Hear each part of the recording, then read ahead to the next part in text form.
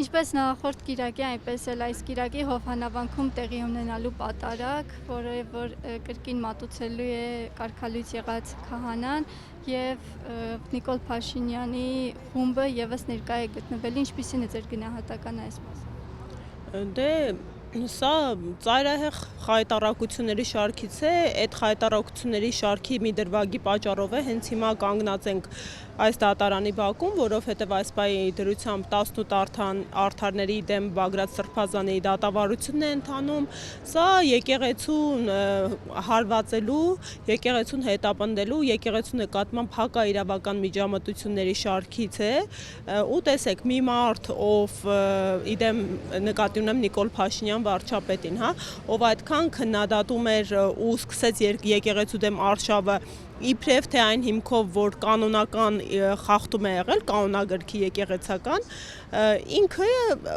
արդեն երկրորդ կիրակին է, տասնյակներով կանոնական օրենքներ է խախտում, որովհետև կարգալույծ եղած քահանայով այդ ողջ գործընթացների իրականացմամբ սուրբ պատարագի վարումը ոչ միայն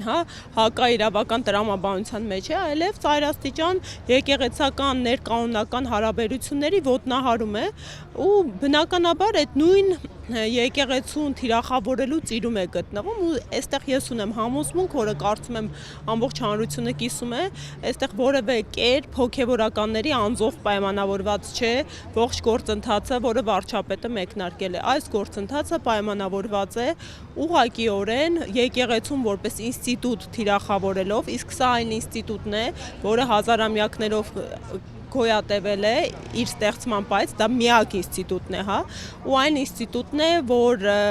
անխոչնդոտ, աներկբա դեր է ունեցել մեր հայապահպանության գործում ու հենց դրանով է պայմանավորված է, որ այսօր սահմանադրության մեջ իր բացառիկությունն ընդգծող հատուկ հոդված ունենք, ու այդ հոդվածում կրկին ընդգծվում է, որ եկեղեցու հիմնարար նպատակը հայ ժողովրդի ինքնության պահպանումն է, այսինքն հարվածել եկեղեցուն նշանակում է թիրախավորել մեր ազգային ինքնությունը։